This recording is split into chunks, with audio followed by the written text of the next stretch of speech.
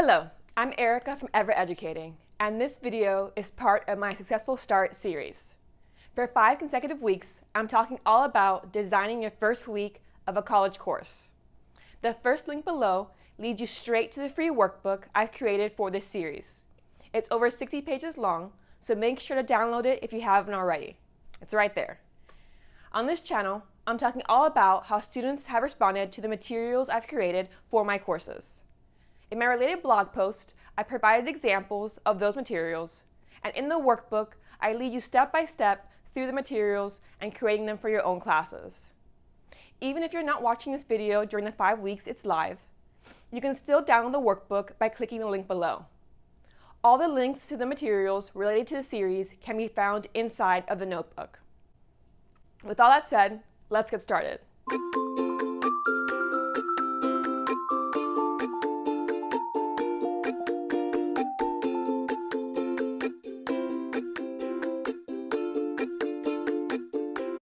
We've reached the 4th video in this series.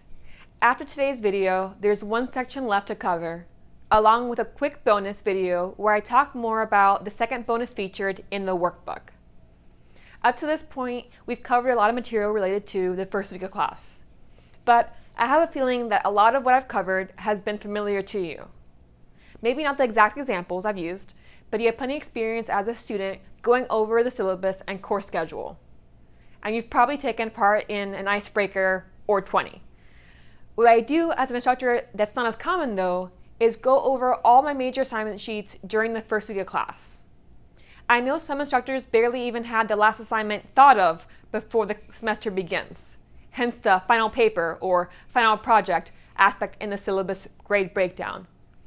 But I'm a big believer in preparing students for what's to come. Now, part of this belief stems from the fact that I teach Gen Ed courses. So students have multiple semesters and course options to choose from when deciding when to fulfill their general education requirement.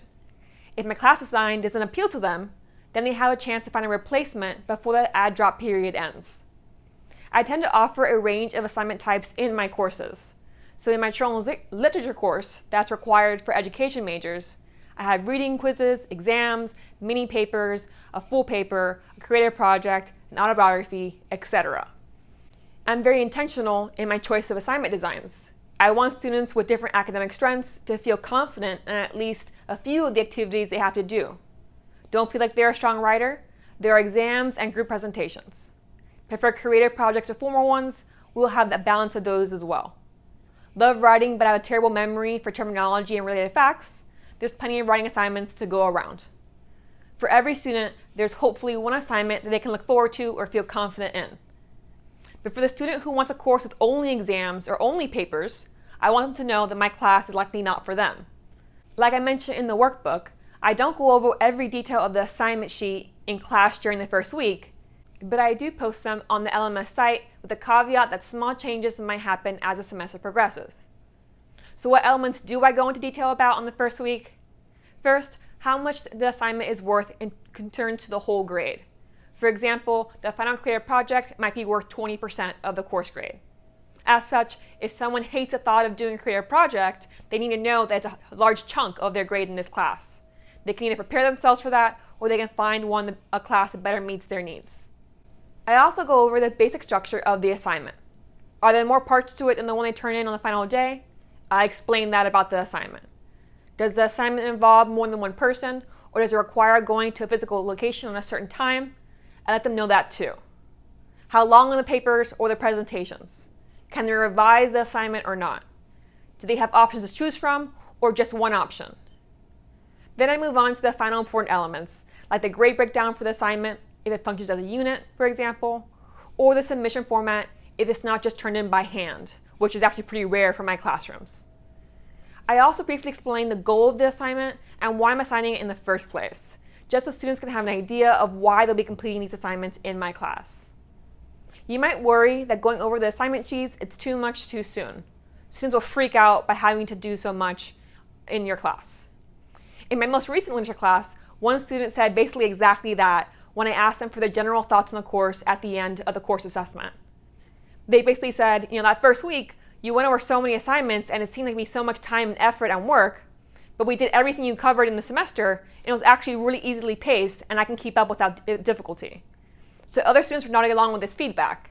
And so I thought, okay, well, obviously I still want to have this element of my first week because I want them to be able to know what's coming, but I'll really emphasize in the course schedule just how well paced my course is. Now, my exception to this practice is when I teach my Composition 101 course. So with a whole class of freshmen, going over all the assignment sheets, it's a lot for them. So in this class, since it's required of them, they can't really drop it very easily, I decide to just explain and describe each assignment, but don't go over the assignment sheets yet. That way they know what's to come, but they don't feel overwhelmed looking at the exact details on the sheets. On the whole, my students have told me that they liked being warned of what's to come in the class during the first week. They felt they were truly able to go into the class with their eyes opened, and they could start planning immediately if that's the type of student that they were. You want to consider that the next time you teach your course, but also consider the context. If you know that your students are not very confident in their role as a college student, you might just start with descriptions of the assignments rather than the actual sheets. You can post the sheets on your LMS site and have students look through it if they want to before the add drop period ends, but you won't actually go over it in class during that first week. And again, if you do have only freshmen, I think you should seriously consider describing them rather than going over all the assignment sheets. If you have your own thoughts you'd like to share about whether or not to include the assignment sheets in the first week, I'd love to hear about it in the comment section below. We're reaching the end of the series, so make sure to keep filling out that workbook if you haven't already. And if you made it all the way to the end of this video, I'd appreciate you clicking the like button as well. Next week, we'll finish off talking about the student self-assessments.